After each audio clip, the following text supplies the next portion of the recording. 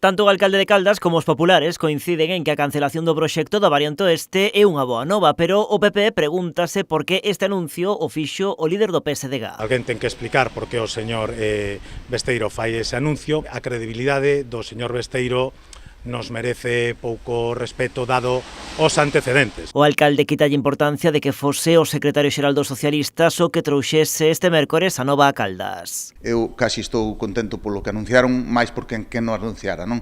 Entendo que Xosé Ramón Gómez Besteiro, cando veu porque en novembro lle encomendaron aos veciños unha serie de cuestións. El, naquel momento, nos momentos difíciles, veu, escoitounos e agora veu a trasladar o resultado das súas xestións. O rexedor agarda que o mércores que ven o delegado do goberno oficialice ese anuncio. Anunciado está, hai unha reunión co delegado, efectivamente. Eu non teño un papel que o diga, pero está enfocado hacia esa solución. Todos esperamos que acabe en bo porto. Pero os populares non se fían, por iso manteñen unha iniciativa que van levar ao pleno do Parlamento a vindeira semana pedindo o arquivo do proxecto.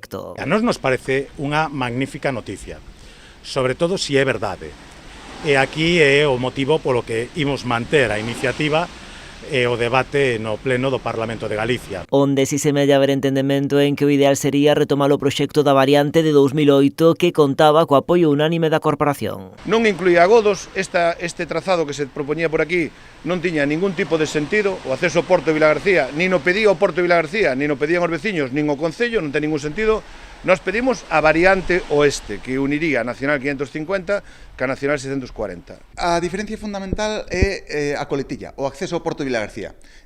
A variante de Caldas é donde incluso o propio Ministerio reconoce, os propios técnicos recoñecen que é onde está o problema, o cruce no casco urbano, e iso solucionase cunha alternativa que vai desde a Nacional 550 á Nacional 640. O alcalde cre axeitado que a Xunta desbloquea ao mesmo tempo o proxecto do BG47 entre a P9 en Curro e San Simón, que leva 10 anos paralizado. O problema deste estudio era o acceso ao Porto de Vilagarcía. É certo que se fai 10 anos non se houbera paralizado o enlace Curro-Ballón, o acceso ao Porto de Vilagarcía, a conexión do Porto de Vilagarcía ca P9 estaría feito, co cual o problema que xurdiu en Caldas a través deste estudio non teríamos.